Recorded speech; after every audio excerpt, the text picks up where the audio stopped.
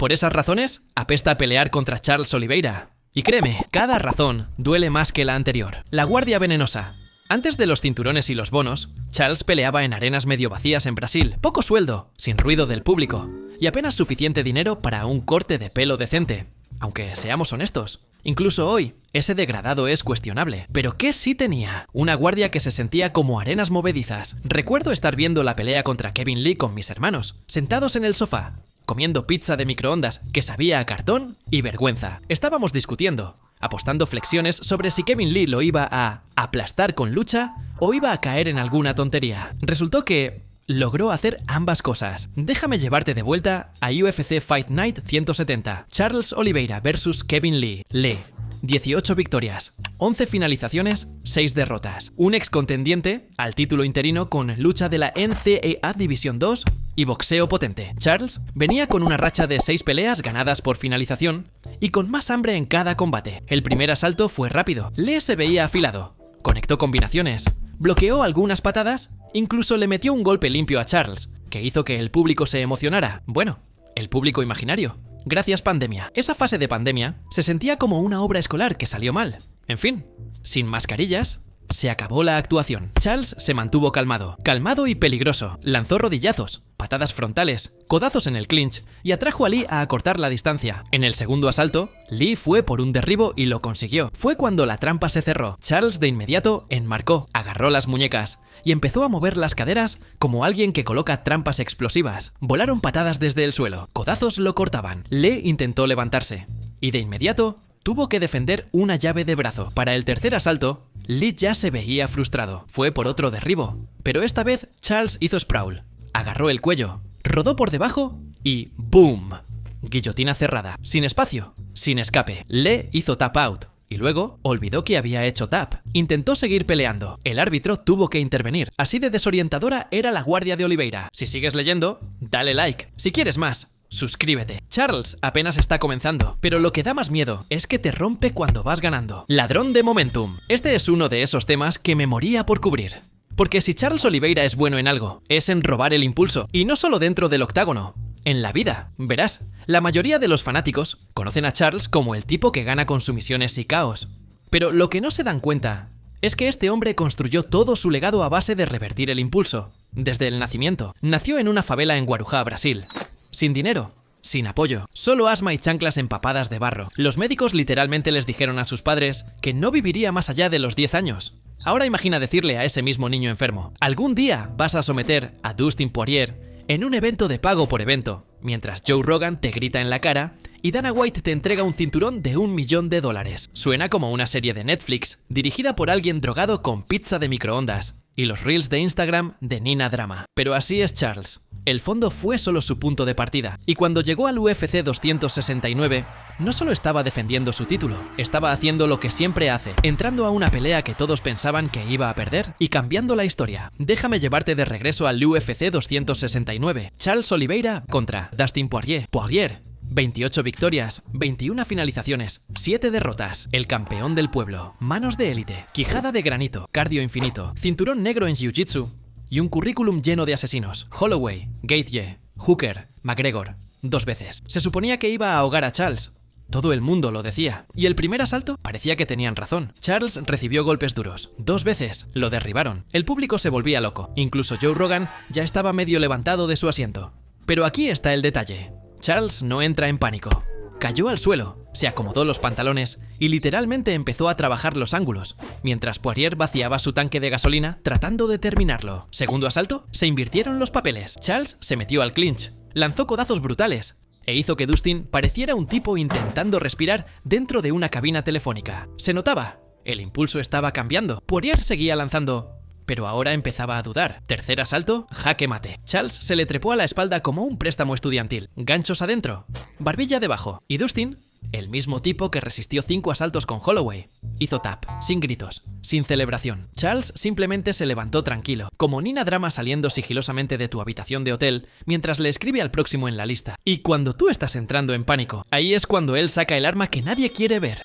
La trampa del derribo. Hubo una época en la que caer a la lona significaba que todo había terminado para Charles. Ahora es cuando la historia realmente comienza. Antes del oro, antes de los cinturones, antes de las entradas con banderas brasileñas y gafas de sol ocultando sus ojos. Charles Oliveira era simplemente el tipo que nunca terminaba de llegar. No porque no fuera peligroso, daba miedo si le dabas el primer asalto. Pero cuando las cosas se ponían feas, cuando los golpes conectaban, cuando la sangre tocaba la lona, Charles desaparecía, no literalmente, pero sí emocional y mentalmente. Se apagaba, cedía posiciones, hacía tap cuando otros apretaban los dientes. Y en un deporte lleno de salvajes, ese tipo de reputación se esparce rápido.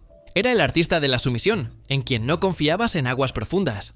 El prodigio del jiu-jitsu que nunca parecía hecho para la guerra. Durante años, cada vez que Charles caminaba hacia el octágono, los fanáticos se hacían la misma pregunta. ¿Será diferente esta vez? ¿O se va a romper otra vez? Así que cuando consiguió su oportunidad por el título, contra Michael Chandler nada menos, no era solo una pelea por el campeonato. Era un enfrentamiento con su propio pasado. ¿Iba a levantarse como un campeón? ¿O derrumbarse como el Charles que solíamos conocer? Déjame llevarte de regreso al UFC 262. Charles Oliveira contra Michael Chandler. Chandler, 22 victorias, 17 finalizaciones, 6 derrotas. Un maldito monstruo con credenciales de lucha, NCAA división y poder de knockout que ya había aplastado a Dan Hooker en menos de 3 minutos durante su debut en UFC. Los primeros segundos mostraron esperanza. Charles se movía con confianza, lanzando patadas rápidas y golpes largos. Pero luego vino la bomba. A mitad del primer asalto, Chandler conectó un derechazo monstruoso. Charles cayó. La arena estalló. Por un segundo, el fantasma del viejo Oliveira apareció en la pantalla. Pero lo que la mayoría no notó fue cómo cayó Charles. Controlado, medido, como si ya hubiera caído ahí 100 veces antes. Chandler lo siguió con cautela, lanzando bombas desde arriba. Pero Charles seguía siendo peligroso. Patadas desde el suelo, codazos, una guardia en constante cambio, que obligó a Chandler a levantarse y desengancharse. Y ahí fue donde la trampa se cerró. El segundo asalto apenas comenzaba cuando Charles entró con un gancho de izquierda limpio. ¡Boom! Chandler cayó. Esta vez, para siempre. Charles se le fue encima. Golpes limpios. El árbitro Dan Miragliota intervino. 19 segundos del segundo asalto, Charles Oliveira era el nuevo campeón de peso ligero. No por sobrevivir, sino por atraer a un monstruo, caminar entre el fuego y demostrar que ya no era el que solía rendirse. Había ganado el cinturón, pero mantenerlo requeriría algo aún más aterrador. El coleccionista de cuellos. Algunos peleadores son conocidos por sus knockouts, otros por hablar basura. Pero Charles Oliveira, él tiene el récord absoluto en la historia del UFC por más sumisiones. No una, no dos, 21. Kevin Lee, Dustin Poirier, Justin Gaethje, Clay Guida, Jim Miller, tipos con defensa de sumisión seria, hicieron tap como un peleador de UFC que acaba de recibir un DM de Nina Drama. Y aquí es donde la historia se vuelve loca. Verás, esta parte no trata de números, se trata de algo mucho más extraño. Todos recordamos a Khabib, coleccionista de cuellos, luchador de osos, jefe de mazmorras dagestaní, y ahora Islam Makhachev lleva esa misma antorcha. Pero aquí viene el verdadero giro de trama del UFC. Y no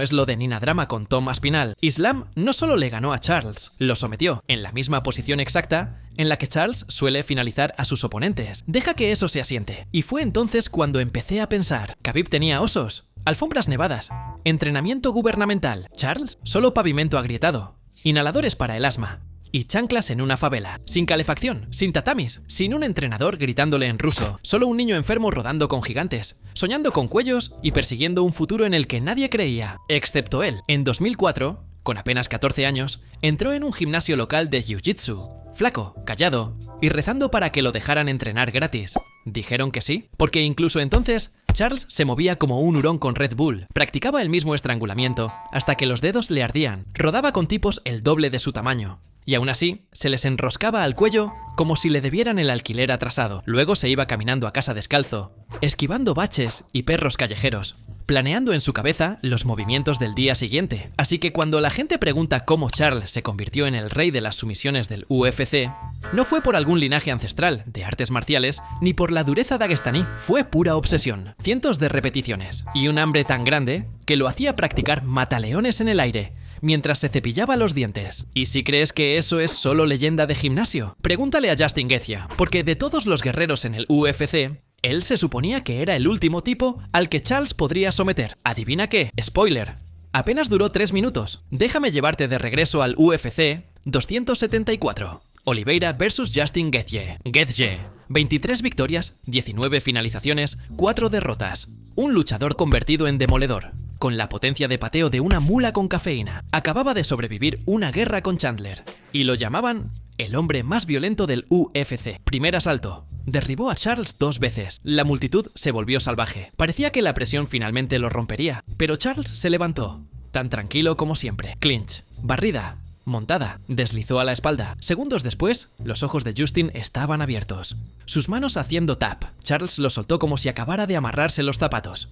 Sin sangre, sin drama. Solo otro cuello para la colección. El dolor nunca fue el problema. Era el proceso, porque el dolor es progreso, bebé. La presión lo hace más hermoso. Antes de ser campeón, antes de los cinturones y los bonos, antes de que Joe Rogan gritara su nombre al micrófono, Charles Oliveira era conocido por una cosa: quebrarse bajo presión. No del tipo bueno de presión, del feo, del tipo que te pone las piernas pesadas y hace que tu corazón se dispare como si olvidara el ritmo. Pregúntale a cualquier fan veterano del UFC, te dirán que Charles tenía talento, pero no dureza. Ganaba al principio, perdía al final, y cuando las cosas se ponían feas, también lo hacía su récord. Pero esa versión de Charles está muerta. En algún punto entre su 11ª y 12ª victoria consecutiva, la presión dejó de romperlo, empezó a pulirlo, no en sentido figurado, literalmente. Hay imágenes de él en backstage, justo después de estrangular a Tony Ferguson durante 3 asaltos, arreglándose el pelo frente al espejo como si estuviera por irse a una sesión de fotos. Mientras tanto, sus orejas estaban sangrando. Eso no es solo confianza, eso es transformación, porque Charles no viene de la comodidad, viene de un lugar donde la presión no era una sensación, era un estilo de vida. No tenía coaches mentales ni podcasts de mentalidad, tenía asma, chanclas y un sueño. Falló, se quebró, aprendió, y un día, cuando el mundo estaba mirando, la presión que solía destruirlo comenzó a moldearlo en algo letal. Déjame llevarte de regreso al UFC 256. Charles Oliveira vs Tony Ferguson. Tony, en ese momento, venía con una racha de 12 victorias consecutivas, conocido por sus codazos, su caos y su cardio digno de una película de terror. Era el hombre del saco, el tipo que rompe a los demás, el que se ríe cuando lo golpeas. Primer asalto, derribo. En segundos, Charles está en la montada completa. Luego transiciones y ¡boom! Palanca al brazo. El árbitro observa. La voz de Joe Rogan se quiebra. Quiero decir, mira esto. Si aún no estás convencido de que Tony viene de otro planeta, entonces no sé qué te convencerá. Segundo asalto, más presión. Charles lo arrastra al suelo otra vez. Y mientras está en la espalda, Tony lanza una patada ilegal a la cabeza de Charles, mientras este todavía era considerado un oponente en el suelo. El árbitro pausó de inmediato la pelea, pidió al médico que revisara a Charles, y tras una autorización médica rápida, el combate se reanudó. Tercer asalto, misma historia. Charles se mantuvo encima con control implacable y cero piedad. Tony se veía perdido, confundido, ahogándose en un tipo de dominio que él solía imponer. No hubo finalización, pero no importó. Después de 3 asaltos brutales, Charles ganó por decisión unánime, 30-26 en todas las tarjetas. Una paliza total, contra el hombre del saco, y lo hizo con pura presión. Pero ¿sabes qué es más aterrador que Oliveira bajo presión? Oliveira con algo que demostrar, la declaración de resurrección. Antes de empezar, déjame recordarte algo. Charles Oliveira acababa de ser desmantelado por Islam Makhachev, derribado, sometido, silenciado. Todos pensaban que ya se había acabado. La racha, muerta. El hype, desaparecido. Incluso Dana White empezó a decir cosas como quizás ya no lo quiere, pero Charles no respondió con palabras, solo reservó un vuelo y firmó un contrato de pelea contra un tipo con una racha de 8 victorias consecutivas, un tipo al que nadie quería enfrentar, Beneil Dariush. Déjame llevarte de regreso al UFC 289. Charles Oliveira contra Beneil Dariush. Dariush, 22 victorias, 13 finalizaciones, cinturón negro en Jiu-Jitsu, antecedentes en lucha de 1 y un estilo de golpeo torpe que lo hacía impredecible. Acababa de superar claramente a Mateusz Gamrot y estaba a punto de obtener una oportunidad por el título. Y la mayoría de los analistas decían que este sería el final de Charles Oliveira. Primer asalto, Dariush comienza fuerte, acorta la distancia, conecta un par de izquierdas pesadas y consigue el derribo. El público se queda en silencio. Dariush tiene el control superior. Charles está plano sobre su espalda. Y entonces, todo cambia. Charles lanza las piernas como si estuviera jugando guardia abierta en una esquina de Brasil. Se levanta, conecta una patada a la cabeza. De repente, Dariush empieza a retroceder. Charles lo huele, lo persigue, conecta una izquierda, otra más. Un derechazo lo estampa contra la reja. Dariush tambalea. Charles se le viene encima. Rodillazos, codazos, martillazos al rostro. El árbitro interviene. Se acabó. Del barro de la favela a las luces del octágono, Charles convirtió el dolor en progreso. Bebé, sin excusas. Sin miedo, solo presión, perfeccionada durante años. Mira el próximo video.